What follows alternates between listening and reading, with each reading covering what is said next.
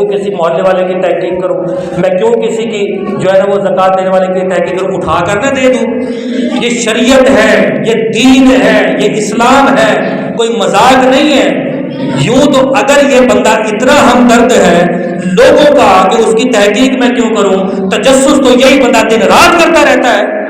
मोहल्ले वालों का तजस्सुस अलग करेगा, दोस्त का तजस्सुस अलग करेगा, गीबत अलग करेगा, झूठ अलग बोलेगा, गीबत अलग करेगा, चुगली अलग करेगा, शैतानी अलग करेगा, लड़ाई अलग करवाएगा, झगड़े अलग करवाएगा। ज़कात की तहकीक में इसको तहकीर नजर आ रही है कि मैं अपने भाई की तहकीर क्यों करूं, मैं उसकी तहकीक क्यों करूं। शरीयत ने कहा है ज़कात निकालनी है तो तहकीक पहले कर लेंगे, फिर ज़कात देने के बाद फिर तहकीक नहीं करेंगे, ज़कात अदा हो जाएगी। क्या इस पूरे महीने में ऐसा अलमिया होता है या नहीं होता? जहां इस्लाम की बात आएगी तो कमजोरी पहले आ जाएगी, जहां दीन की बात आएगी तो कमजोरी पहले आ जाएगी, या दीन की बात आएगी या दीन का नुक्ता आ जाएगा, दीन का लफ्ज आ जाएगा, दीन का अहकाम आ जाएगा, इस्लाम के अहकाम आ जाएगा या शरई मसला आ जाएगा।